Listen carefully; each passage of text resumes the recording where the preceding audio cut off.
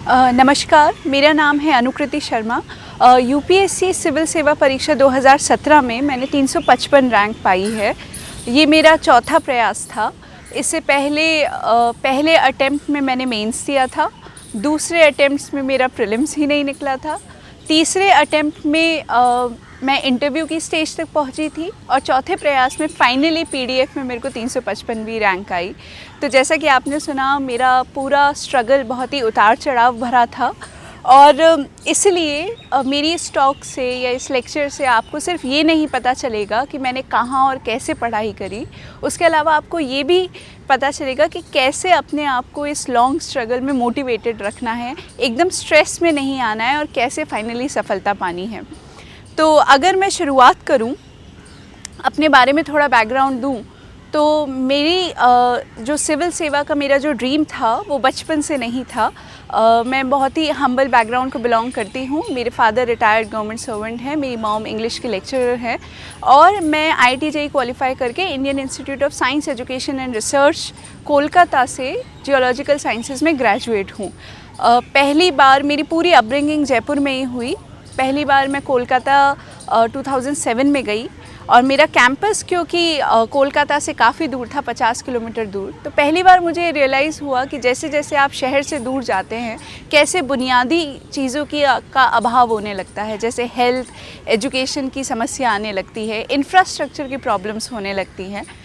पर उस समय तक सिविल सेवा मेरे दिमाग में नहीं था। जब मैं 3rd ईयर में थी तब एक ऐसी चीज़ हुई जिसने मुझे काफ़ी परेशान किया।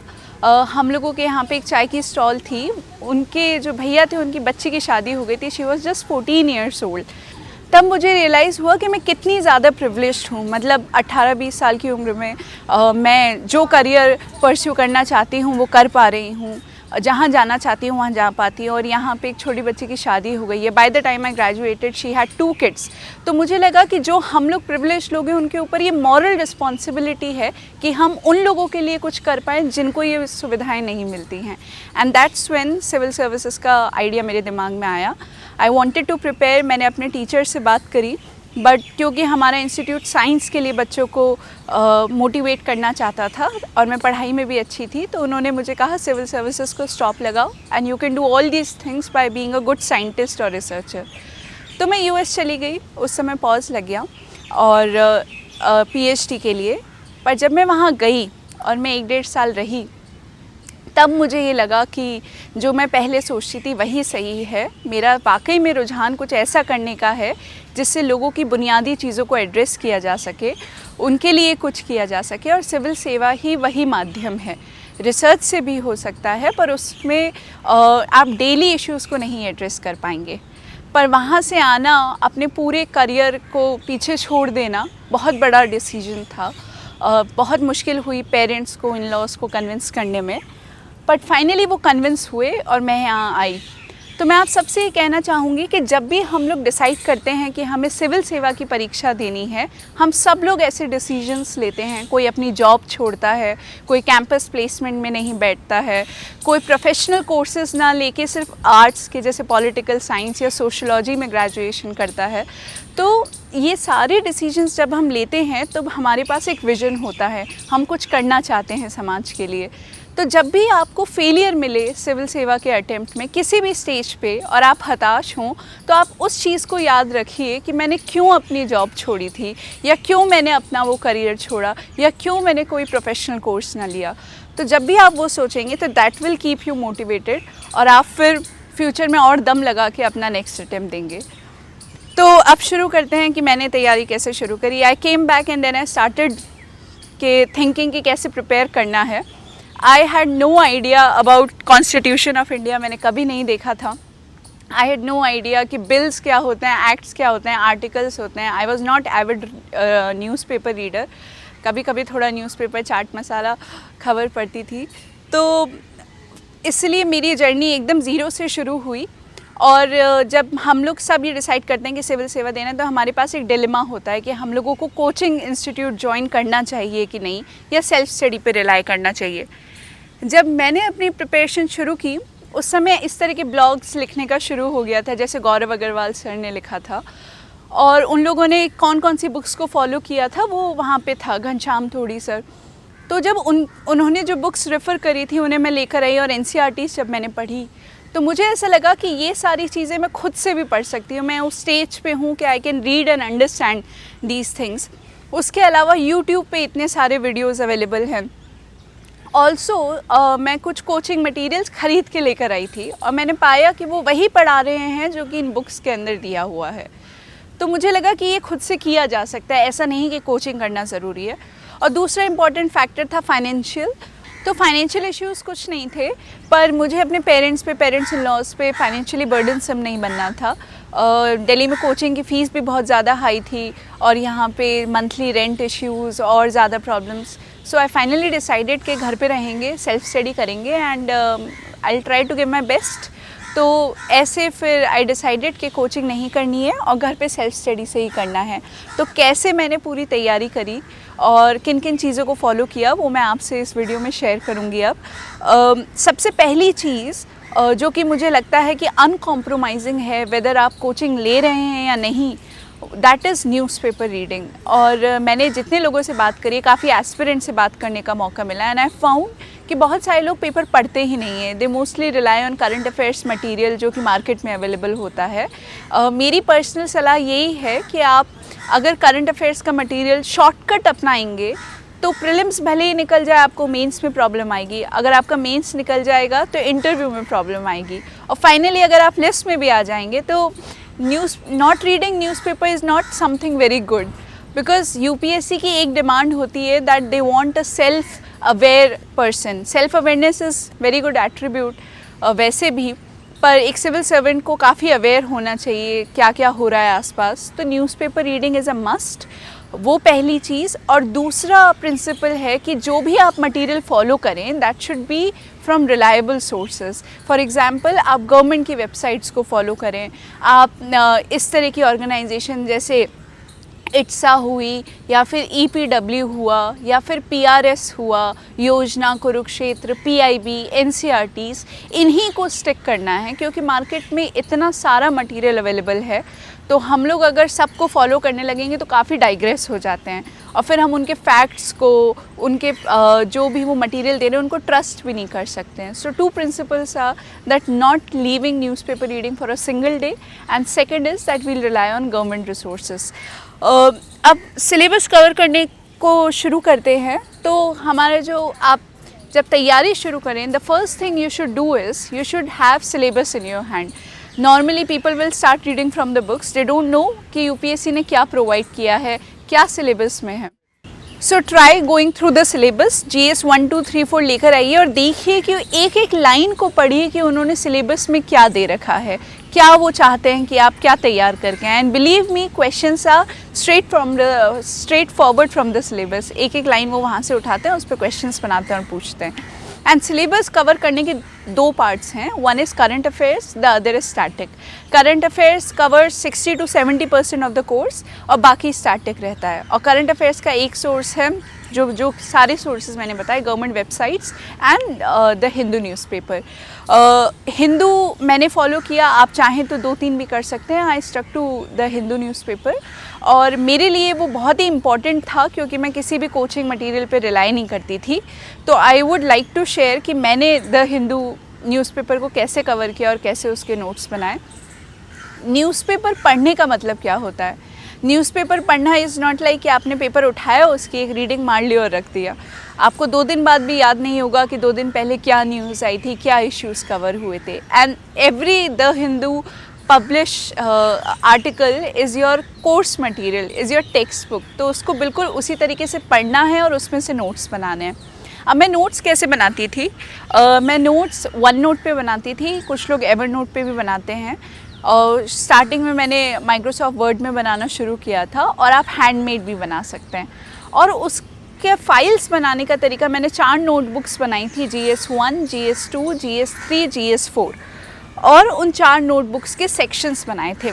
अगर आप सिलेबस देखेंगे आपको लगेगा GS 1 तो पूरा स्टैटिक है, उसमें इंडियन हिस्ट्री पूछते हैं, art and culture, world history, geography, उसमें करंट अफेयर्स बेस क्या है।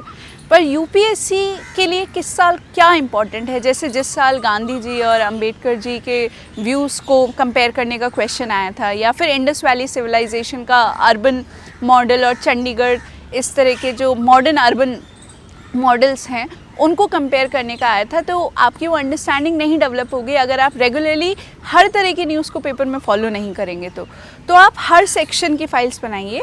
GS1 के अंदर आप सेक्शंस बना सकते हैं, आर्ट एंड कल्चर, आप हिस्ट्री, इंडियन हिस्ट्री बना सकते हैं, आप वर्ल्ड हिस्ट्री बना सकते हैं। उसके बाद आप सोशल इश्यूज़, जैसे कि उसके अंदर रीजनलिज़म, कम्युनलिज़म। अब रीजनलिज़म पे अभी जो कर्नाटका में लिंगायत मूवमेंट हुआ, या फिर जो उनके फ्लैग का मूवमेंट हुआ, या फिर नॉर्थ ईस्टर्न स्टेट्स में जो सारे डिमांड्स रहते हैं, वो सारी चीज़ें आपको रीजनलिज़म वाली फ़ाइल में जाएंगी। आर्ट एंड कल्चर वाली फ़ाइल में आप यूनेस्को की जो न्यूज़ रहती हैं, जो भी साइट्स इंक्लूड होती हैं, जैसे मुंबई की बिल्डिंग्स, आर्किटेक्चर जो अभी इंक्लूड हुआ, वो सारी चीज़ें।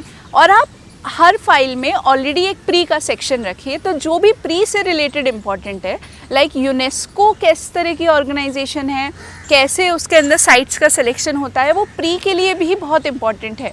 तो आप एक प्री की फ़ाइल भी रखिए और उसके अंदर डेली न्यूज़पेपर से वो फैक्ट्स और वो इम्पॉर्टेंट चीज़ें डालते जाइए। इसी तरीके से फिर आप ज्योग्राफी का एक सेक्शन बनाइए GS1 में। GS2 में जब आप जाएंगे तो पॉलिटी एक मेजर सेक्शन बना सकते हैं, उसके अंदर judiciary, centre state relations, financial commission, constitutional bodies, ये सारी चीज़ों की आप रिस्पेक्टिव फाइल्स बनाइए। पावर्टी एंड हंगर एक टॉपिक है, उसकी अलग बनाइए। हेल्थ एजुकेशन एक है, उसकी अलग बनाइए। Welfare schemes for vulnerable sections हैं, उसकी एक फ़ाइल बनाइए। और वल्नरेबल सेक्शंस को आप 4-5 में डिवाइड कर सकते हैं, जो भी हैं, विमेन हैं, SC हैं, ST हैं, फिर उसके बाद स्पेशली एबल लोग हैं, ओल्ड एज पीपल हैं, ट्रांसजेंडर्स हैं, सबकी आप अलग अलग फ़ाइल बना सकते हैं। और उन सारी फाइल्स में फिर हम इस तरीके से कवर करेंगे, उनसे रिलेटेड इश्यूज़ क्या हैं, उनसे रिलेटेड स्टैट्यूटरी या कॉन्स्टिट्यूशनल बॉडीज़ क्या हैं, फिर उनसे रिलेटेड इश्यूज़ को एड्रेस कैसे किया जा रहा है, क्या उनसे रिलेटेड कोई जजमेंट्स हैं, जैसे LGBT वाला जो अभी 377 का सेक्शन केस बहुत ज़्यादा इम्पॉर्टेंट है न्यूज़ में, तो उसे हम वहाँ पे डाल सकते हैं। ये सारी चीज़ें। फिर इंटरनेशनल रिलेशंस की एक फ़ाइल बनाइए। तो जब आप मेरे को सुन रहे होंगे आपको लग रहा होगा कितनी सारी फाइल्स बनाएंगे, इतना सारा हौच पौच हो जाएगा। बट जब आप फाइनली आप ये 1 साल तक मटेरियल अपना इकट्ठा कर रहे हैं अलग अलग बुक्स में, तो जब आप फाइनली रिवीजन के वक्त जाएंगे अपने पेपर से जस्ट पहले, आपको बस एक इंटरनेशनल की फ़ाइल उठानी है अपनी और उसको रिवाइज़ करना है, या जुडिशरी पॉलिटी की फ़ाइल उठानी है, उसको रिवाइज़ करना है। तो बहुत ही कन्वीनियंट हो जाएगा, काफ़ी ऑर्गेनाइज्ड हो जाएगा। तो जो बिगिनर्स हैं, आई वुड रिकमेंड कि आप जब पेपर पढ़ना शुरू करें तो इस तरीके से फाइल्स बनाएं और उसके अंदर ये मटेरियल रोज़ न्यूज़पेपर में से जो भी इम्पॉर्टेंट है उसे वहाँ जाके डालें।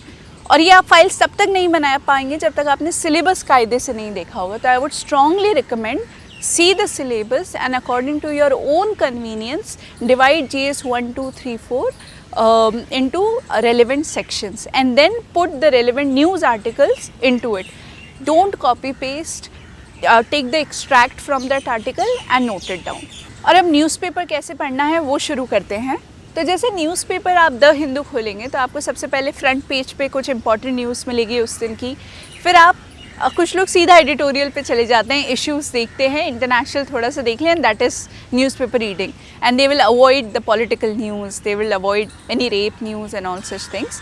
बट आपको लगेगा मैं क्या बोल रही हूँ कि पॉलिटिकल न्यूज़ क्यों पढ़नी है। यू हैव टू सी कि पॉलिटिक्स किस बारे में हो रही है, व्हाट इज़ द न्यूज़, क्या वो EVM को लेके हो रही है, what is VVPAT, what is EVM, what is this whole issue about, what is election commission. आप जब भी कोई न्यूज़ पढ़ें और आपको अगर किसी चीज़ के बारे में नहीं पता है, your first job should be go to internet, आप उस चीज़ को सर्च करो। अगर इलेक्शन कमीशन है, go to official website of election commission, पढ़ो अबाउट अस, इलेक्शन कमीशन किस तरह की बॉडी है, क्या फंक्शन है, क्या उसके पास पावर्स हैं।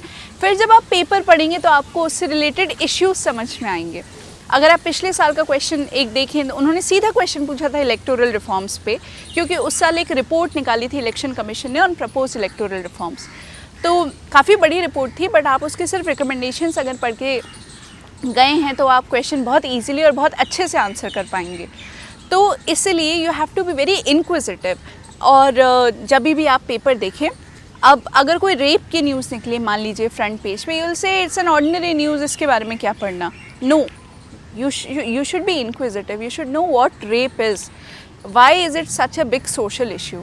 What the government has done to address it, right? कि जैसे इस क्रिमिनल लॉ अमेंडमेंट एक्ट आया निर्भया कांड के बाद, या फिर विशाखा गाइडलाइंस, किस तरह की चीज़ें हैं, क्यों इतना बड़ा सोशल इशू बन गया है और क्यों हम इसे एड्रेस नहीं कर पा रहे हैं, एग्जीक्यूटिव एक्शंस किस तरह के होते हैं, वो सब हमें देखना है. अभी मैरिटल रेप इतना ज़्यादा न्यूज़ में है, तो वो भी रेप का एक प्रकार ही है. तो मैरिटल रेप क्यों रिकॉग्नाइज नहीं करते हैं इंडिया के अंदर, तो वो हमें जाके उसके अंदर लिखना है, वो भी एक बहुत इंपॉर्टेंट इशू है. तो एक बार जब हम इस तरह की चीज़ों को कवर कर लेंगे, उसके बाद जब ये न्यूज़ आएंगी आप उसे सिर्फ एग्जाम्पल की तरह साइट कर सकते हैं.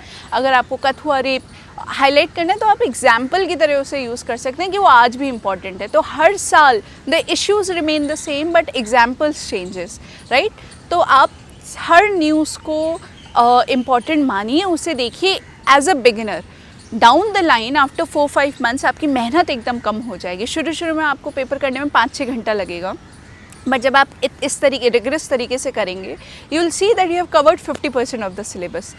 फिर हिंदू का आता है 2, 3, 4 पेपर, जहाँ पे अलग अलग स्टेट्स की न्यूज़ होती है. Normally we tend to ignore that. Don't ignore that. इसलिए बोल रही हूँ क्योंकि उसमें बहुत अच्छे एग्जाम्पल्स मिलते हैं आपको ऐसे के लिए. इश्यूज, स्टेट स्पेसिफिक इश्यूज, जैसे कि स्पेशल कैटेगरी स्टेटस फॉर जो आंध्रा इतना ज़्यादा न्यूज़ में है, वो हमेशा 2nd, 3rd पेज पे कवर होता है. तो हमें वो देखना है वाई इट इज़ इम्पॉर्टेंट. फिर उसके बाद ये इस तरह की न्यूज़ आती है कि एक बहुत गरीब आदमी अपनी वाइफ की डेड बॉडी को 8-10 किलोमीटर तक लेके गया. You can cite it as an example of abject poverty. कितनी ज़्यादा ख़राब सिचुएशन है. आपको अच्छे एग्जाम्पल्स, अच्छी स्टोरीज उनमें मिलती है which you can cite in your essay. Just skim through it. आपको रेलिवेंट लगता है तो include it. Then you go to editorials. Normally columns are very important, they cover the issues. आप बस न्यू इशू को आइडेंटिफाई कीजिए और किसी भी इशू को वाई, इस तरह का सब हेडिंग्स बना लीजिए, वाई इन न्यूज़. ठीक है. जैसे कि साइमल्टेनियस इलेक्शंस, क्यों? क्योंकि it is being propose by the honourable prime minister again. Vice president भी इन्हें प्रपोज कर रहे हैं, इलेक्शन कमीशन इन्हें फेवर करता है. इतना ज़्यादा न्यूज़ में है, तो why is it in news? What are the pros of simultaneous election? What are the cons of simultaneous election? What do you think the way forward is? Right? आप इस सब को अपने फाइल में तैयार करते जाइए और हर एक आर्टिकल के साथ आपको जैसे प्रोज में एक पॉइंट मिल जाएगा एक्स्ट्रा, कॉन्स में एक पॉइंट मिल जाएगा. आपको लगेगा पॉलिटिकल आर्टिकल है. ओपिनियंस अधिकतर पॉलिटिकल होते हैं, बट हर पॉलिटिकल ओपिनियन आपको कुछ पॉइंट्स देता है, या तो उस इशू के सपोर्ट में या अगेंस्ट में. तो kindly note them down, that is very important. किसी भी न्यूज़ को बस ऐसे अपने पॉलिटिकल बायस से मत देखिए, सब में अच्छे पॉइंट्स मिल सकते हैं. फिर उसके बाद नेशनल पेज पे नॉर्मली बिल्स के बारे में बात होती है, एक्ट्स के बारे में बात होती है, कोई इंपॉर्टेंट सुप्रीम कोर्ट का जजमेंट होता है उसके बारे में बात होती है. तो अगर मान लीजिए कोई बिल या कोई एक्ट न्यूज़ में है, your first duty should be कि आप तुरंत वेबसाइट पे जाइए, गूगल पे जाइए, you type that amendment act, PRS से या फिर PIB से note down it's important features. ठीक है. तो किसी भी एक्ट के अगर आपको इम्पॉर्टेंट फीचर्स पहले से पता चलेंगे और क्यों वो गवर्नमेंट बिल लेकर आ रही है या क्यों उसमें अमेंडमेंट है, क्यों नीडेड है, वो हमेशा PIB पे दिया होता है. Just go through it so you will have the basics clear. Only then you will understand कि why it is becoming a political issue, या पार्टीज अपोज कर रही हैं, या पार्लियामेंट्री स्टैंडिंग कमेटी में जाने की बात है. अब जैसे पार्लियामेंट्री स्टैंडिंग कमेटी अगर वर्ड भी आ जा रहा है तो you should know what parliamentary standing committee is. तुरंत जाके सर्च किया, उसे नोट डाउन किया, राइट. तो ये इस तरीके से आपको कवर करना है. इंटरनेशनल न्यूज़ में बहुत कम ऐसा होता है कि बहुत इंपॉर्टेंट न्यूज़ होती है, बट उसको देखते रहिए. इंटरनेशनल के क्वेश्चंस बहुत ईजी आते हैं. Most difficult part initial stages में रहता है इकोनॉमी वाला section, because most of us are not from the economics background. और बहुत ही पिक्यूलियर टर्म्स होते हैं जैसे कि रेपो रेट, बैंक रेट. मेरे लिए था, मुझे बिल्कुल नहीं पता था SLR वगैरह ये सब क्या है. एक तरीका है आप NCERT पढ़ें, पर जब आप डेली इनको अखबार में पढ़ते हैं और डेली इन्वेस्टोपीडिया और इस तरीके से की वेबसाइट से जब आप समझने की कोशिश करते हैं तो आपको खुद क्लियर होता है कि हाउ दिस ऑल वर्क्स, कैसे बैंक रेपो रेट चेंज करने से फिर जो है बैंक रेट्स कम होती हैं या ज़्यादा होती हैं। फिर ये आता है मॉनेटरी पॉलिसी कमेटी रिवाइज करेगी रेट्स, तो ये कमेटी क्या चीज़ है, ये कब से बैठना शुरू हुई, क्या ये रीसेंट चेंजेस आए थे, क्या पहले कैसे डिसाइड होती थी, ये काफ़ी न्यूज़ में था। एनपीएज हमेशा न्यूज़ में रहते हैं। What are non performing assets, एकदम बेसिक से शुरू कीजिए। नॉन परफॉर्मिंग एसेट्स क्या हैं, क्यों इतने ज़्यादा हैं, और कंट्रीज़ में भी प्रॉब्लम है क्या ऐसी, फिर हम लोग उसे कैसे एड्रेस कर रहे हैं।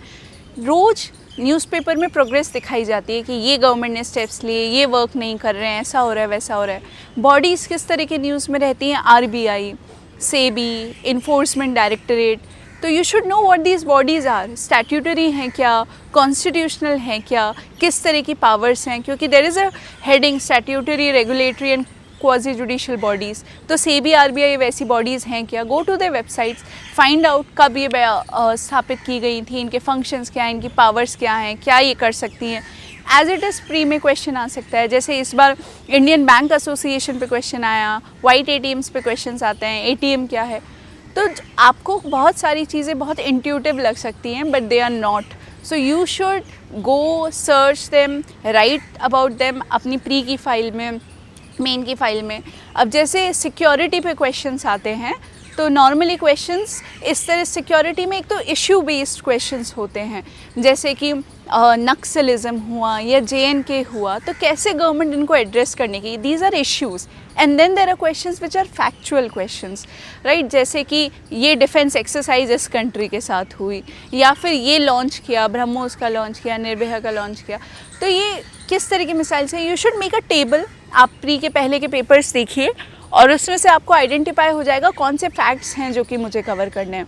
तो आपको कोई भी मिसाइल लॉन्च हुआ, जस्ट राइट इट डाउन, और उसके बेसिक फीचर्स हिंदू में दिए होते हैं, that's it. You write its basic features, you write this is a missile, this is a aircraft carrier, this is this, just mention it. आपकी by the time you have to give pre, you have your own current affairs material ready, और आप एक भी दिन paper skip करेंगे तो आपका वो स्किप होगा। तो पेपर नहीं छूटना चाहिए। ऐसे ही साइंस एंड टेक को बस स्किम करते रहिए कि कोई भी इम्पॉर्टेंट चीज़ निकल गया। आर्टिफिशियल इंटेलिजेंस पे तो पूरा ऐसे आ सकता है, क्योंकि इतना ज़्यादा वो न्यूज़ में रहता है। तो वो आप देखिए आर्टिफिशियल इंटेलिजेंस का मतलब क्या है, उसके कितने सारे एस्पेक्ट्स हैं, वो गुड है कि बैड है, वो सारी चीज़ें, right.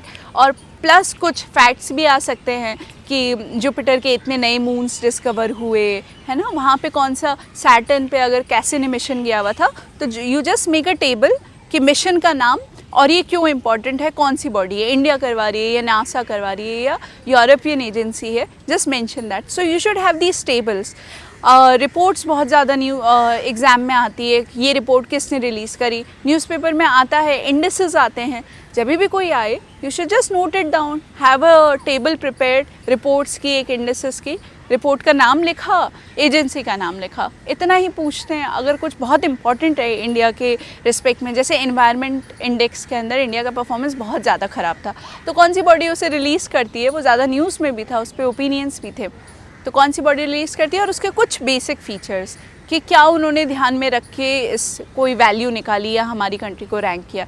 Ease of doing business एक इम्पॉर्टेंट इंडेक्स है, इशूइंग एजेंसी वर्ल्ड बैंक है, और 10 इंडेसेस है। तो you note them down and learn them, because they can be asked in questions. तो ये सारी मेहनत जब आप रोज़ पेपर करते हैं, make separate files for pre and for mains, और रेगुलरली इसे करते जाइए। और अगर रोज़ करेंगे इसको, तो आपको by the time you have to give pre या मेंस, आपका खुद का मटेरियल है, आपने खुद ने हाथ से प्रिपेयर किया है, तो you will not feel burdensome, और आपको सिर्फ उसे रिवाइज करना है रेगुलर इंटरवल्स पे। So that is how you will do newspaper.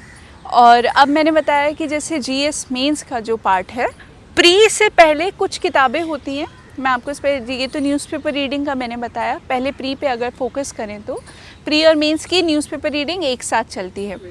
पर प्री से 2 महीना पहले या 3 महीना पहले एकदम प्री स्पेसिफिक तैयारी करनी होगी, because pre has become very uncertain, और पता नहीं कि नेक्स्ट टाइम आपका प्री में होगा या नहीं। तो इसलिए 3 महीने पहले न्यूज़पेपर रीडिंग नहीं छोड़नी है, पर हम लोग कुछ बेसिक किताबें हैं, जैसे कि NCERTs हुई, 11-12 की जोग्राफी की NCERT हुई, या लक्ष्मीकांत हुई, कॉन्स्टिट्यूशन ऑफ इंडिया, पॉलिटी के लिए constitution of India original law ministry की वेबसाइट पे PDF है, डाउनलोड दैट। एक एक आर्टिकल को पढ़ने की कोशिश कीजिए। You should know what is written in the constitution. Laxmikanth में it becomes mixed up sometimes, you don't know कि ये बाद में अमेंडमेंट आया क्या, अभी ये है भी क्या, नहीं है, बहुत मिक्सअप हो जाता है। तो पहले कॉन्स्टिट्यूशन को पढ़ो और फिर लक्ष्मीकांत को देखो, that will be more convenient. Constitution reading is a must, mains के लिए भी और प्री के लिए भी। पॉलिटी के लिए Laxmikanth and constitution of India, geography के लिए NCERTs, इकोनॉमिक्स के लिए NCERT of macro economics class 12th NCERT and economic survey and union budget. Economic survey union budget कैसे करना है वो मैं आपको GS3 के सेक्शन में डिटेल में बताऊँगी। उसके अलावा आपने साल भर मेहनत करी है, करंट अफेयर्स का मटेरियल आपके हाथ में है। एनवायरनमेंट के लिए स्पेशली मैंने ministry of environment and forest की वेबसाइट को पूरा छाना था और अपने खुद के नोट्स वहाँ से प्रिपेयर किए थे एक एक सेक्शन में जाके, क्योंकि वो बताते हैं क्रिटिकली इंडेंजर्ड स्पीशीज़ कौन से हैं जिनके लिए गवर्नमेंट ऑफ इंडिया काम कर रही है, या फिर कौन कौन सी ट्रीटीज़ को या वर्ल्ड कन्वेंशंस को इंडिया ने साइन किया हुआ है, वो क्यों इंपॉर्टेंट है। Everything is given on ministries website. बस you have to be inquisitive, उससे जाके आप पढ़िए अच्छे से। तो एनवायरनमेंट सेक्शन वहाँ से डील हो जाएगा। पॉलिटी हो गया है, ज्योग्राफी हो गया है, इकोनॉमिक्स हो गया है। I think this and history. For history, I referred Bipin Chandra's both the books, Modern History of India and India since India's Struggle for Independence, both for prelims and for mains. इसको मैं बहुत अच्छे से करती थी। Art and culture के लिए both for prelims and for mains, I referred to old NCERTs, ancient and medieval, and उसके अलावा CCERT का मटेरियल, फाइन आर्ट्स का art and culture. This may sound huge but this is an exam of elimination और मेहनत आपको करनी ही पड़ेगी।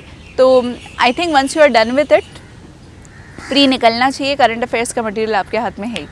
तो 2-3 महीने पहले एकदम प्री फोकस्ड होकर पढ़ाई कीजिए, इश्यूज़ वगैरह पे ज़्यादा ध्यान मत दीजिए। You are doing paper, that should be enough. Once you are done with prelims, don't wait for prelims result, because prelims का रिजल्ट काफ़ी अनसर्टेन होता है। होप आपका कई बार ऐसे होता है, आप उम्मीद नहीं करते हैं आपका सिलेक्शन हो जाता है and by that time you have lost 30-40 days, तो कि बहुत ज़्यादा होते हैं, there is very limited time. तो आप तुरंत मेंस एक्सक्लूसिव तैयारी में लग जाइए। तो मैं नेक्स्ट सेक्शन में बताऊंगी कि कैसे आपको स्टैटिक पार्ट करना है। तो अगर हम लोग सबसे पहले GS1 से शुरू करें तो GS1 के 3 मेन पार्ट हैं। One is history, the other is sociology and third is geography. तो अगर हिस्ट्री में जाए, इंडियन कल्चर के लिए मैंने आपको बताया the material for prelims and for mains remains the same. Cover to cover books पढ़नी है आपको। मिडिवल, एंशिएंट के ओल्ड NCERTs, CCERT का मटेरियल ये मैंने रेफ़र किया था, और नई फाइन आर्ट्स की जो NCERT है वो। उसके अलावा मॉडर्न फ्रीडम स्ट्रगल और मॉडर्न इंडियन हिस्ट्री के लिए मैंने बिपिन चंद्रा की दोनों बुक्स को रेफ़र किया था, मॉडर्न इंडियन हिस्ट्री और इंडिया स्ट्रगल फॉर इंडिपेंडेंस। अपने नोट्स बनाए थे इन्हीं में से, प्री के लिए भी और मेंस के लिए भी। Then there is this topic post independence consolidation and reorganisation within the country.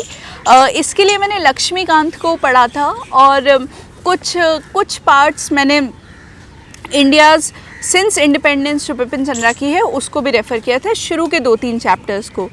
फिर उसके बाद आता है जो modern Indian history up to the present time है, उसके लिए एक बुक है पॉलिटिकल साइंस की क्लास 12th की NCERT है, politics in India since independence. वो बहुत इंपॉर्टेंट बुक है, वो हिस्ट्री का पार्ट काफ़ी अच्छे से कवर करती है। आप उसमें एक एक इवेंट, अगर शिमला अग्रीमेंट दे रखा है, ताशकंद अग्रीमेंट दे रखा है, तो आप उसको जाके पढ़िए, विकिपीडिया से उसको समझिए। तो उसका एक एक वर्ड बहुत इंपॉर्टेंट है। उस NCERT को मैंने इसके लिए बाइबल माना था। हिस्ट्री ऑफ द वर्ल्ड के लिए ओल्ड NCERT ऑफ अर्जुन देव। कुछ टॉपिक्स उसके अंदर नहीं दे रखे हैं जैसे कि इंडस्ट्रियल रिवोल्यूशन वगैरह। ये NCERT हिस्ट्री की जो 11th-12th की बुक्स हैं उसके कुछ चैप्टर्स हैं, उनसे ये टॉपिक्स कवर हो जाएंगे। फिर आता है सोशोलॉजी। सोशोलॉजी के लिए मैंने 11th-12th की NCERTs को बहुत रिगरसली फॉलो किया था। उसके अलावा इग्नू के कुछ BA सोशोलॉजी के PDFs हैं, उनमें से खुद के लिए नोट्स बनाए थे।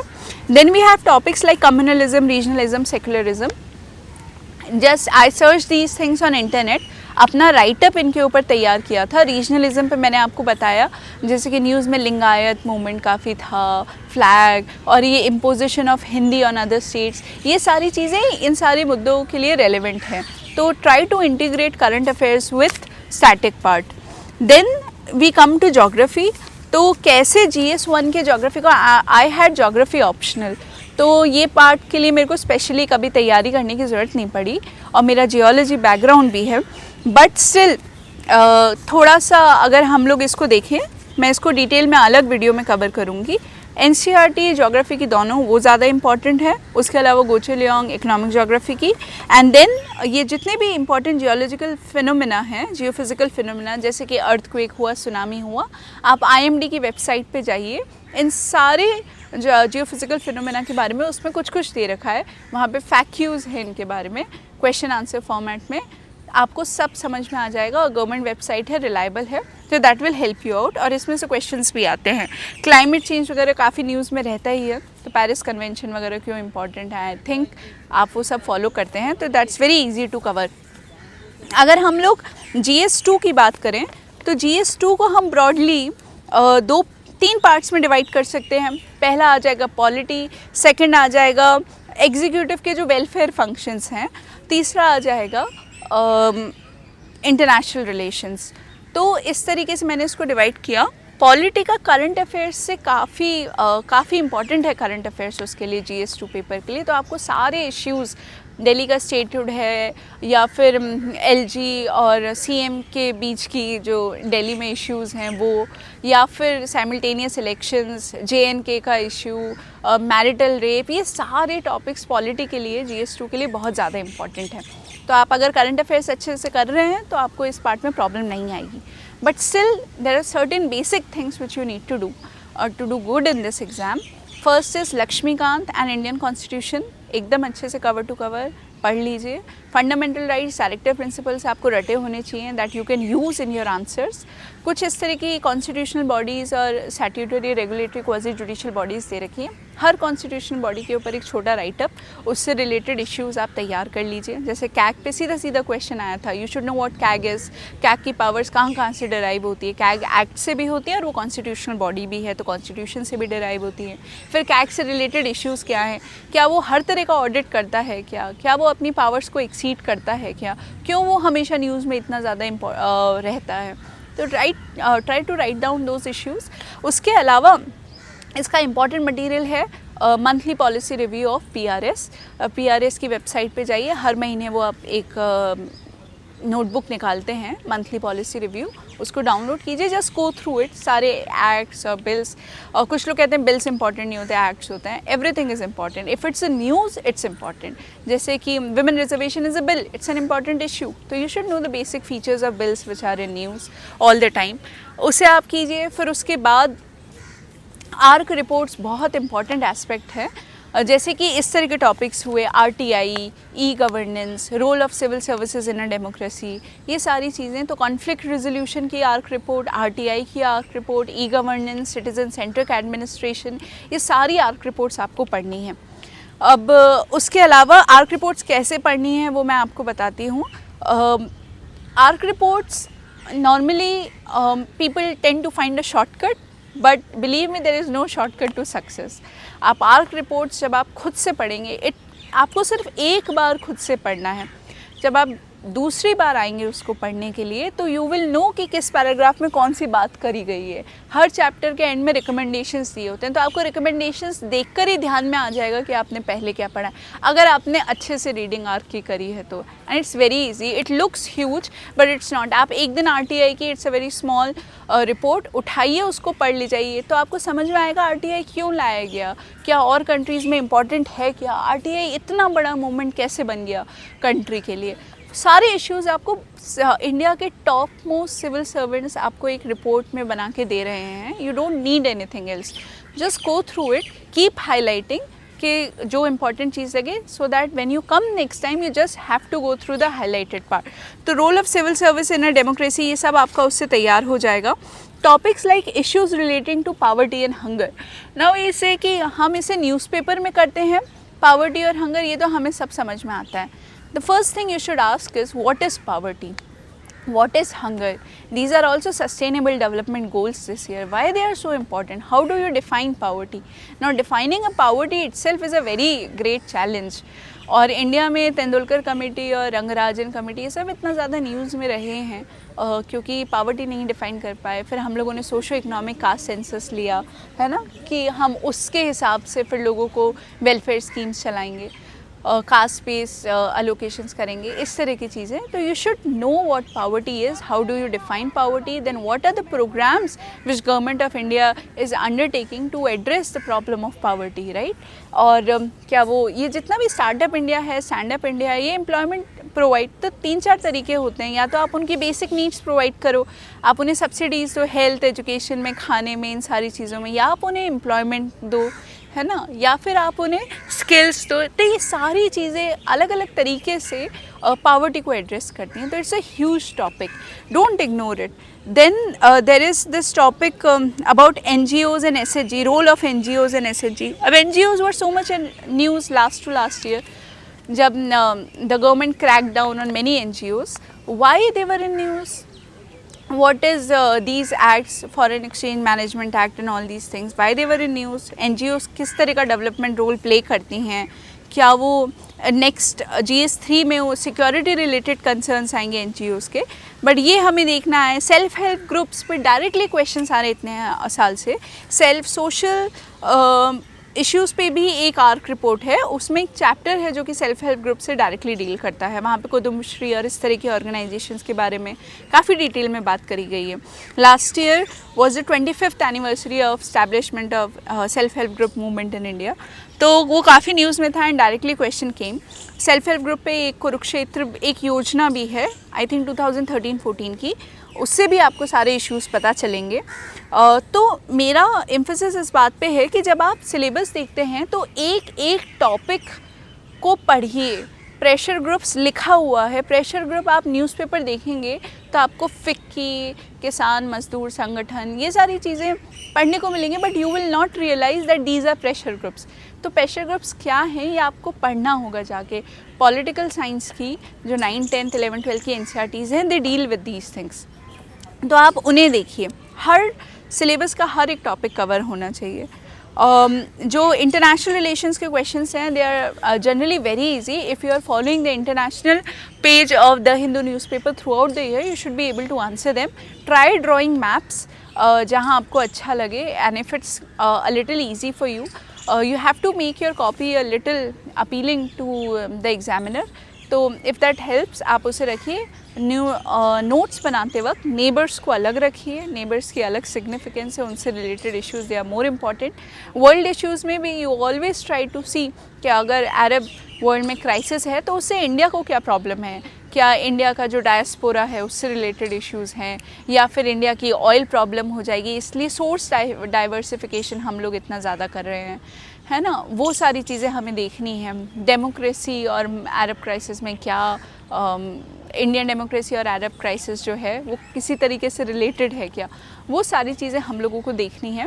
इंडिया इसमें क्लियरली सिलेबस में it says affecting India's interest. तो always look at world issues through India's angle, so that way you will be able to identify the issues and write them down. जैसे कि अभी जो Trump policies हैं US में, that's very important for Indians there and here also who aspire to go to US and work the H1B visa. Protectionism की वजह से हमारी ट्रेड पे कितना ज़्यादा फ़र्क पड़ेगा, वर्ल्ड ट्रेड स्लो डाउन होगी. तो ये सारी चीज़ें हम लोगों को, इन्वायरमेंटल के इश्यूज़, पेरिस कन्वेंशन से उन्होंने विड्रॉ करने की सोचा, या फिर यूनेस्को से भी वो वापस हो गए हैं. तो ये सारी चीज़ें कैसे कंजर्वेशन को और इन सब को अफेक्ट करती हैं. तो हम अगर इन्हें इस नज़रिए से न्यूज़ को पढ़ेंगे तो वो हम लोगों के अच्छे खासे टॉपिक्स को कवर करेगा एग्ज़ाम के लिए. Now if you come to paper 3 can be divided into 3-4 sections. पहला है economy, then it's about agriculture which can be included in economy, then it's about the infrastructure and all things, then science and tech, disaster management, security is the last topic. तो इसको कैसे करेंगे? तो इसको ऐसे करेंगे कि यूनियन बजट एंड इकोनॉमिक सर्वे बहुत अच्छे से पढ़ना है. तो यूनियन बजट कैसे पढ़ेंगे? यूनियन बजट के आपकी फीचर्स की हाइलाइट्स यूनियन बजट की वेबसाइट पे जाइए, वहाँ पे कुछ पीडीएफ्स दिए होते हैं, उसके अंदर वो एक तो होता है ग्लॉसरी, वो सारे आइटम्स को एक्सप्लेन करते हैं।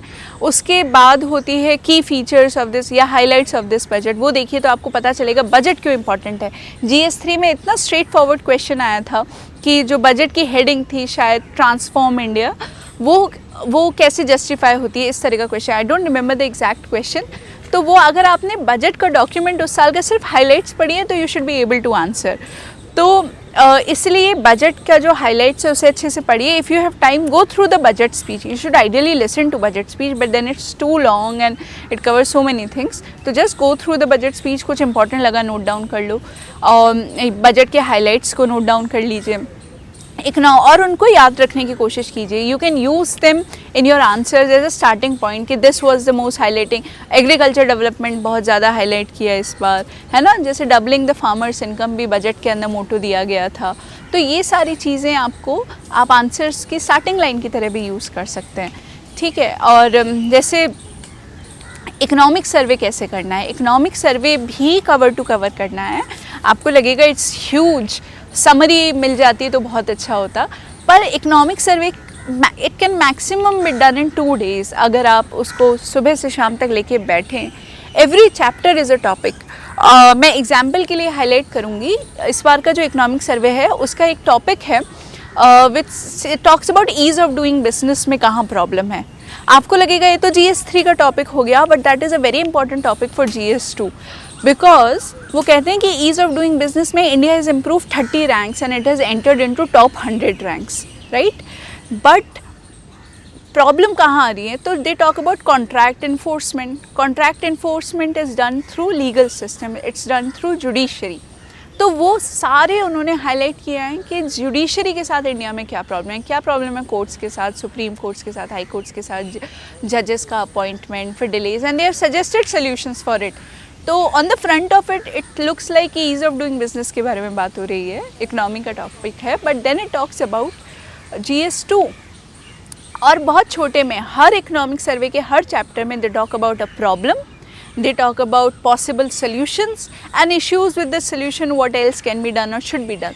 So आप ऐसा समझ लीजिए कि अगर 20 चैप्टर हैं तो 20 टॉपिक्स तैयार हो रहे हैं।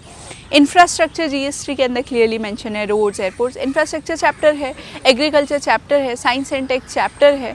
आप उसे एक बार देखिए तो you will come to know कि क्या मोस्ट इम्पॉर्टेंट इशू है उस साल साइंस एंड टेक में, उस साल इंफ्रास्ट्रक्चर में, और क्वेश्चंस वहाँ से सीधे सीधे आते हैं।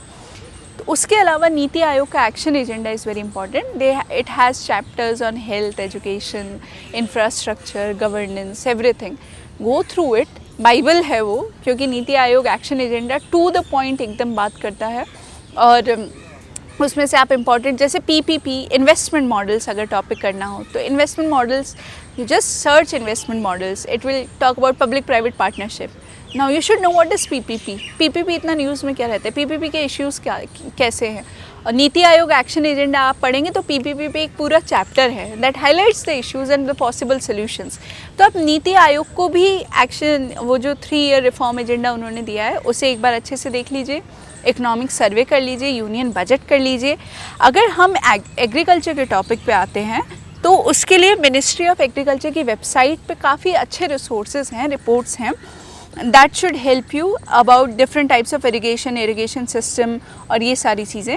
एग्रीकल्चर मार्केटिंग वगैरह के लिए कुछ रिपोर्ट्स हैं, कमिटीज़ बैठी थी, चीफ मिनिस्टर्स के ग्रुप्स बैठे थे। मार्केटिंग रिफॉर्म्स, APMC रिफॉर्म्स के बारे में अगर आप नेशनल एग्रीकल्चर मार्केट के बारे में पढ़ते हैं, न्यूज़ में इतना ज़्यादा होता है कि इतनी मंडीज़ खोल ली गई हैं, उन्हें इंटीग्रेट कर दिया है E-NAM से, तो यू शुड नो क्यों ज़रूरत पड़ी, what is APMC, what are the APMC reforms, why these reforms are required, what is the problem कि कहीं पे आलू बहुत ज़्यादा होता है और उसका प्राइस सिर्फ 2 रुपये होता है, कहीं पे वो बहुत महंगा हो जाता है। तो इस तरह के इश्यूज़ एक ही कंट्री में रहते हुए प्रॉब्लम है कि farmer can not sell their produce where they can get good price. और जो कंज्यूमर्स हैं, अगर बल्क में भी कोई कमोडिटी है तो उनको बहुत महंगा भी पे करना पड़ता है, क्योंकि कमोडिटी कहीं और है, उनके एरिया में नहीं है। अगर ये सब इंटीग्रेटेड होता तो कहीं कोई प्रॉब्लम नहीं होती। तो APMC रिफॉर्म से रिलेटेड बहुत अच्छी अच्छी रिपोर्ट्स हैं। आप अगर सिर्फ apmcreforms.nic.in टाइप करेंगे तो आपके सामने रिपोर्ट्स आ जाएंगी। Just go through 1 or 2 of them. PDS TPDS के लिए PRS के बहुत अच्छे मटेरियल हैं, that you can type. Technology missions, ये सब अगर आप, मैं GS2 के लिए बताना भूल गई, GS2 GS3, और in general take it, you can make it as your habit, daily habit along with the newspaper, कि आपको डेली एक बार PIB देखना है। मतलब आपको लगेगा कि ये डेली कितने सारे काम करने हैं, बट धीरे धीरे आपका paper reading will come down from 6 hours to 2 hours। और PIB में आपको पूरी न्यूज़ नहीं देखनी है, आप बस साइड में जो उनका डेली PIB न्यूज़ जो आती है PIB की वेबसाइट पे, आप उसको जाके बस लेफ़्ट में टॉपिक्स देख लीजिए। कोई बिल है क्या, कोई एक्ट है क्या, कोई ऐप लॉन्च की है क्या, कोई मिशन शुरू किया है क्या। एक बहुत बेसिक क्वेश्चन आया था प्री में कि क्रूड ऑयल, यहाँ के क्रूड ऑयल नॉर्थ सी के क्रूड ऑयल में क्या फ़र्क है। क्रूड ऑयल न्यूज़ PIB के ऑलमोस्ट वीकली अपडेट्स होते हैं, आई थिंक वो ग्लोबल क्रूड ऑयल के प्राइसेस बताते हैं 3-4 तरह के। तो you should know what Brent crude oil is, नहीं तो वो क्वेश्चन कैसे होता, दैट्स देयर। तो आप बस उसको डेली देख लीजिए एक बार, तो बहुत सारे टॉपिक्स आपके कवर करे हुए होंगे, तो आपको नहीं करना पड़ेगा। Technology missions in the aid of farmers वगैरह सब वहाँ से हो जाएगा, क्योंकि गवर्नमेंट ऐप्स जब कोई भी नई ऐप लॉन्च करती है तो वो बैकग्राउंड में ये सब बताती है कि उसने पहले क्या किया है। तो ये सारे टॉपिक्स आपके तैयार होते जाएंगे। For food processing, ministry of food processing की मैंने एनुअल रिपोर्ट करी थी, that addresses all the issues. Land reforms in India के लिए 12th प्लान का एक चैप्टर है, नीति आयोग की भी एक रिपोर्ट है, effects of liberalisation on the Indian economy. इसके लिए मैंने NCERT 11th की, उसके अंदर चैप्टर दे रखा है, that is very helpful. As I told you, infrastructure, ये सब आपका बहुत ईजिली इकोनॉमिक सर्वे से कवर हो जाएगा और न्यूज़पेपर से कवर हो जाएगा। Investment models, just type investment models, कुछ आएंगे जैसे PPP आएगा, BOT आएगा, बूट आएगा, build operate transfer, build own operate transfer, PPP, ये सब आप समझिए क्या होता है। न्यूज़पेपर में न्यूज़ में रहता है हाइब्रिड टिल मॉडल, ये सब देखिए समझिए कि वो क्या है, अलग अलग तरह के मॉडल्स, ये आपको खुद नोट्स बनाने होंगे। साइंस एंड टेक्नोलॉजी के लिए ये following newspaper, science and technology पे नीति आयोग एक्शन एजेंडा में भी चैप्टर है, इकोनॉमिक सर्वे में भी चैप्टर है, they address all the issues, just go through it. उसके अलावा अब टॉपिक्स हैं लाइक नैनोटेक, बायोटेक। तो नैनो टेक्नोलॉजी, बायोटेक्नोलॉजी का जस्ट विकीपीडिया पेज अगर आप पढ़ लेंगे तो आपको सारी चीज़ें समझ में आ जाएंगी। तो उससे रिलेटेड क्वेश्चंस अगर आएंगे तो you should be able to address them. For both pre and for mains, issues related to intellectual property rights. Now what is IPR, एक बार सीधे क्वेश्चन आया था, what are different types of IPR। तो just write intellectual property rights.nic.in on Google and they will give you a good government website जहाँ पे इन सब के बारे में पता होगा। वहाँ से डेफिनेशंस नोट डाउन करनी है और उनके जितने भी इश्यूज़ हैं, जैसे कि USTR की 301 रिपोर्ट बहुत ज़्यादा न्यूज़ में रहती है, क्योंकि इंडिया के वीक IPR पॉलिसी को वो लोग हमेशा साइट करते हैं। क्या इश्यूज़ हैं, जस्ट ट्राई टू सी कि why we are weak on IPR, what is TRIPS agreement, वो देखना है हम लोगों को। तो ये सारी चीज़ों पे आप खुद के नोट्स प्रिपेयर कीजिए और न्यूज़पेपर फॉलो कीजिए, you should be able to do that. Disaster and disaster management के लिए current affairs is one thing, किस तरीके से एडमिनिस्ट्रेशन काम करता है, गवर्नमेंट किस तरीके से करती है वो आप देखिए, कैसे साइक्लोन मैनेजमेंट होता है, पोस्ट अर्थक्वेक डिज़ास्टर मैनेजमेंट कैसे होता है, you will follow the newspaper. The second task is go through ARC report. There is a very good ARC report on disaster management. Just go through it. वो सारे phenomena के बारे में बताएगा, India के डिस्ट्रीब्यूशन, इंडिया में कौन कौन सा डिज़ास्टर का मतलब क्या होता है पहले वो आपको बताएगा, geophysical phenomena, earthquake, volcanoes India में कैसे डिस्ट्रीब्यूटेड हैं वो बताएगा, गवर्नमेंट की पॉलिसीज़, कहाँ इश्यूज़ हैं, everything. So follow that report. For linkages between development and spread of extremism and security issues, ITSA का एक section होता है where they ask questions, people ask question and they answer. That is a very good question. That is a very good section. I think weekly questions आते हैं उसमें, 2 questions के maximum answer होते हैं, बहुत छोटे. That covers many issues. अगर आप सिर्फ linkages between development and spread of extremism भी अगर topic type करेंगे तो तो वो आपको एक रिपोर्ट आ जाएगी दैट एक्सप्लेन्स एवरीथिंग। क्या है development and extremism, mainly they talks about Naxalism, क्या JNK में इश्यूज़ डेवलपमेंट की वजह से हैं, क्या नॉर्थ ईस्ट में डेवलपमेंट नहीं हो रहा है इसलिए कॉन्फ्लिक्ट है क्या, तो ये सारे इश्यूज़ आपको उस रिपोर्ट से समझ में आएंगे। Then role of external state and non-state actors. First of all, you should know what are state and non-state actors. Topic को अच्छे से पढ़िए। तो state actors is which is related to government, non state actors are actors like NGOs या फिर terrorist organisations या फिर media, ये सब नॉन स्टेट एक्टर्स होते हैं। तो हमको पहले just type what are non state actors related to security, topic को समझने की कोशिश कीजिए, तब जब भी कोई न्यूज़पेपर में न्यूज़ आएगी you should be able to address them. Then challenges to internal security through communication network, role of media, social networking sites, internal security challenges. Very good example is lynchings. अभी daily almost ऐसा हो रहा है कि WhatsApp पे कोई message circulate होता है और उसकी वजह से किसी की लिंचिंग हो जाती है। That has become a social menace. और व्हाट्सएप को कंट्रोल करना, फेसबुक को कंट्रोल करना बहुत चैलेंजिंग हो गया है। कैसे इसको सिक्योरिटी एजेंसीज हैंडल कर रही है? Follow the newspaper is one thing, but then there are government reports on it, and follow RSTV channel, that is a very good channel. उसमें the big picture is one, the other is India's world, और plus कुछ उनके special episodes भी रहते हैं। Try following them, उससे आपको बहुत अच्छे पॉइंट्स मिलेंगे that will not only help you in mains but that will also help you in interview, कैसे बोलना है एंड कैसे वो लोग टू द पॉइंट एकदम बातों को रखते हैं। That should be helpful. Then the next topic is basics of cyber security. Cyber security, what do you understand by cyber world? How is it different from normal non-cyber world? Cyber security related issues क्या हैं? लोग कहते हैं कि अब सारे war cyber war ही होते हैं। तो just type cyber security, it's type करेंगे, आपको बहुत अच्छे आर्टिकल्स मिल जाएंगे। Just go through them. Money laundering and it's prevention, ये जो नीरव मोदी का केस है या फिर विजय माल्या का केस है, ब्लैक मनी एक्ट है, डीमोनेटाइजेशन है, वो सारी इन चीज़ों से रिलेटेड है। उसको कैसे गवर्नमेंट एड्रेस करी, you will find that from newspaper. उसके बाद various security forces, agencies and their mandate, this is also given in India yearbook. India yearbook is also very important from the pre perspective, I forgot to mention it earlier. कुछ chapters हैं उसके, initially 2-3 जो basic India के बारे में बात करते हैं, बिसाइड्स दैट एग्रीकल्चर, इकोनॉमिक्स, ये सारे चैप्टर्स आप एक बार देखिएगा। और एकदम एंड में एक डायरी ऑफ इवेंट्स होता है जिसमें साल भर के इवेंट्स को वो लोग बताते हैं। Just go through it. Various security forces वहाँ से कवर हो जाएंगी। And organised crime with terrorism, organised crime is smuggling और टेररिज्म और ये सब जो होता है, इसको आप ऑर्गेनाइज्ड क्राइम टाइप कीजिए और सर्च कीजिए और उसके ऊपर राइटअप तैयार कर लीजिए। आपको लगेगा कि ये सारी मेहनत can be very easily done अगर आप कोई मटेरियल बाहर से ले आएँ और फिर उसे रटें, बट बिलीव मी, जब आप खुद से सर्फ करते हैं, इतनी सारी वेबसाइट्स तक पहुंचते हैं, तो एक बहुत अलग अंडरस्टैंडिंग डेवलप होती है। बाद में आपको रटना नहीं पड़ेगा, that gets imbibed into you, so you understand the issue, your understanding increases when you yourself prepare a material. So ये करना चाहिए। GS2 का एक इम्पॉर्टेंट टॉपिक था, role of civil services in a democracy.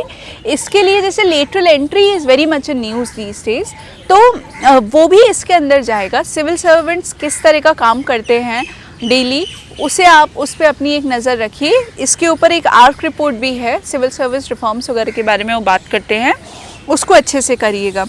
Finally we come to GS paper 4, ethics, integrity and aptitude. मेरा इसके लिए सबसे बेसिक मटेरियल है एथिक्स एंड गवर्नेंस की आर्क रिपोर्ट। रीड दैट, आप उसे एक बार पूरा अच्छे से पढ़ लीजिए, then see the syllabus again. आपको पता चलेगा कि आपने बहुत सारे टॉपिक्स तैयार कर लिए हैं। जो टॉपिक्स नहीं तैयार होते हैं वो होते हैं एप्टीट्यूड वाले, एप्टीट्यूड एंड इमोशनल इंटेलिजेंस के concepts. For that, I followed certain PDFs which were recommended by Insights on India. Insights on India की वेबसाइट पे वो लोग गाइड करते हैं कि read these PDF for covering these particular topics for self study. I followed those PDFs religiously और मैंने खुद के नोट्स उनसे बनाए। That's it. और जो केस स्टडीज़ हैं, केस स्टडीज़ के लिए मैंने कोई स्पेशल मेहनत नहीं करी थी।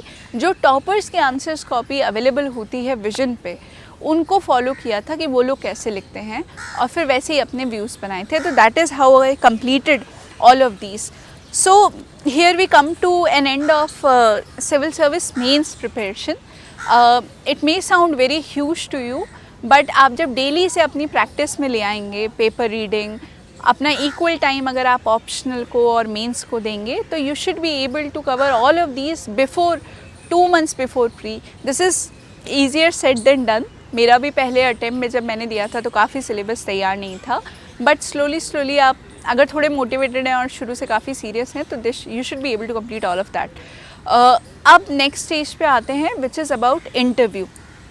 तो इंटरव्यू की तैयारी, जैसे मैंने आपसे कहा, जिस दिन से आप तैयारी शुरू करते हैं, पेपर रीडिंग करते हैं, तो पेपर रीडिंग तो बहुत अच्छे से करनी है. जैसे ही आप मेंस सीख लेते हैं, इंटरव्यू शुरू होता है जब आप अपना डैप सबमिट करते हैं, detailed application form. Normally detailed application form को हम थोड़ा लाइटली ले लेते हैं. कोई भी हॉबी हम लोगों ने कभी 2-4 दिन करी होती है, ट्रैकिंग अगर एक बार गए तो ट्रैकिंग हॉबी लिख दी, या फिर कोई और हॉबी जो कि हम लोगों की हॉबी नहीं है हम उसे लिख देते हैं, वो अवॉइड करना है. जब वो हॉबी के बारे में पूछे पैनल आपसे, तो your eyes should brighten up. ऐसा लगना चाहिए कि आप कुछ ऐसी बात के बारे में बात करी जा रही है जो आपको अंदर से खुशी देती हो, और वो भले ही कितनी प्रिमिटिव क्यों ना हो. अगर बॉलीवुड डांसिंग है तो राइट दैट, फोक डांसिंग है तो राइट दैट. और बुक्स, रीडिंग बुक्स आप लिखते हैं तो reading books become a very broad topic. तो जब आप फाइनली इंटरव्यू की तैयारी करेंगे तो वो आप हॉबी कवर नहीं कर पाएंगे. तो रीडिंग बुक्स जब लिखें तो write the genre which you are talking about, like fictional है, नॉन फिक्शनल है, मेंशन द ऑथर, किसकी किताबें आपको पढ़ना पसंद है. इसी तरीके से स्पोर्ट्स में playing outdoor games, I think that is a good hobby. But अगर कोई बहुत स्पेसिफिक खेलते हैं, क्योंकि फिर आपको थोड़े कॉम्प्रिहेंसिवली तैयार करना पड़ेगा, तो जब आप आंसर्स बोलें तो दैट शुड नॉट साउंड वेग, वो आपकी जेन्युइन हॉबी लगनी चाहिए. If you don't have a hobby, you can also write that. You don't have to create a hobby to write in that section. Okay, that is one important part. When you highlight your achievements, listen, there is a panelist who know nothing about you. They just see your DAP and they know you through your DAP, and then they ask questions. So you have to mention those things which you want them to ask you about. इसलिए you have to be very comfortable in that aspect. जहाँ जहाँ cities में आप रहे हैं, mention those जहाँ पे आप comfortable हैं. ये नहीं कि कहीं पे भी घूमने गए and you write all those. फिर उसके बाद अचीवमेंट्स की जब बात आती है, mention those which are really very very important. सारे स्कूल का अगर कोई सर्टिफिकेट है या इस तरीके से, अनटिल एंड अनलेस कोई मेजर थिंग है तो don't avoid mentioning that.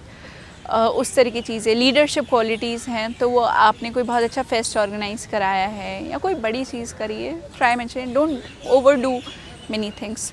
Try to be yourself which you actually are. तो अगर आपका इंटरव्यू में आपकी ओरिजिनल पर्सनैलिटी निकल के आएगी, जेन्युइननेस आएगी, दैट विल हेल्प यू. कभी भी आप अटकेंगे नहीं, you will be yourself. Try to maintain that in detailed application form. और सर्विसेज का एक सेक्शन होता है जहाँ पे आपको अपनी सर्विस प्रेफरेंस देनी होती है, IAS, IPS, IFS. बहुत सोच समझ के उसे दीजिएगा. Don't take it very lightly, because अगर आपको अपने मन की सर्विस नहीं मिली, then you will have to rewrite that exam बाद में अगर आपका मन नहीं किया तो. Think about it, read about the pros and cons, talk to your fellow mates और इन सब से, तो that will help you out.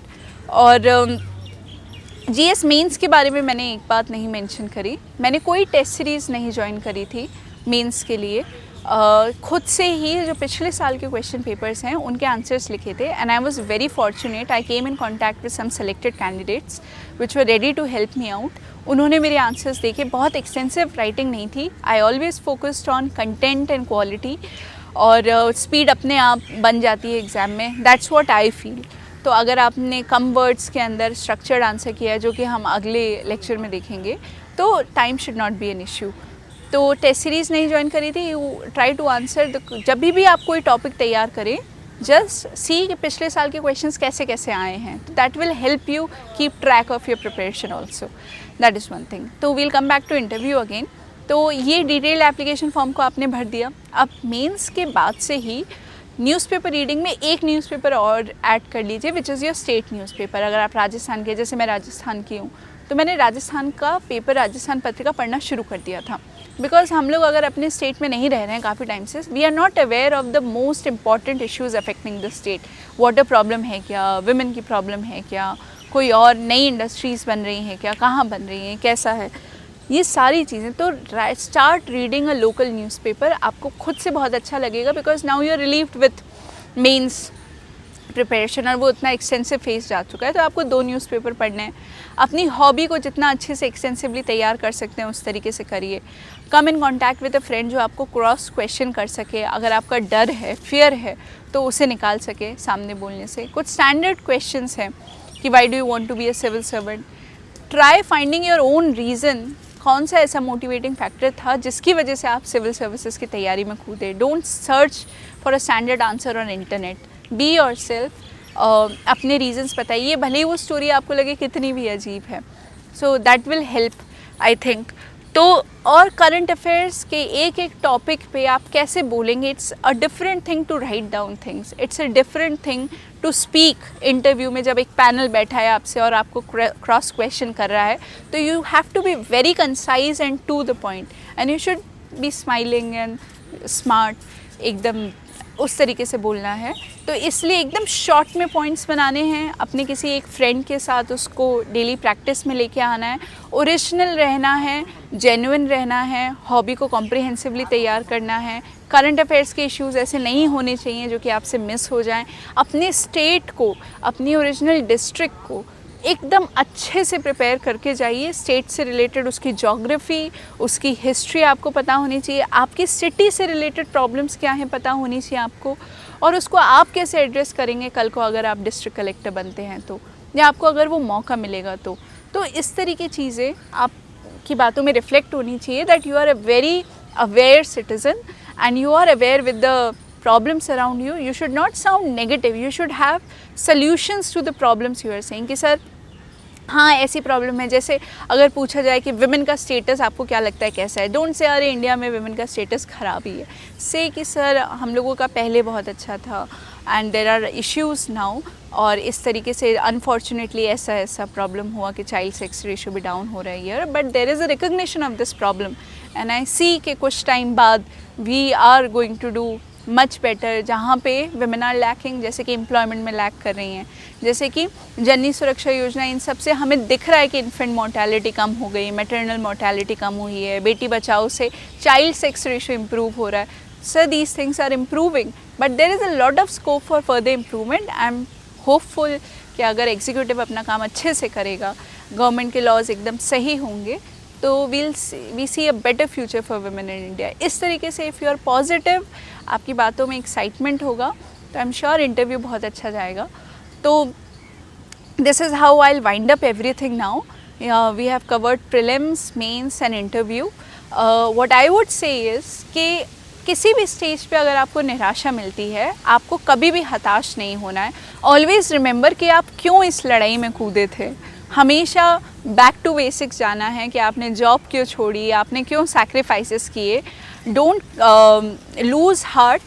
This exam is a lot about luck, but luck becomes important only when you have given your 100%। आप अगर 50% syllabus करेंगे, 60%, जिसने 100% किया है, she deserves it and she will get it.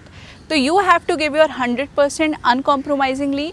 There are people who are doing it in very difficult situations, very difficult circumstances.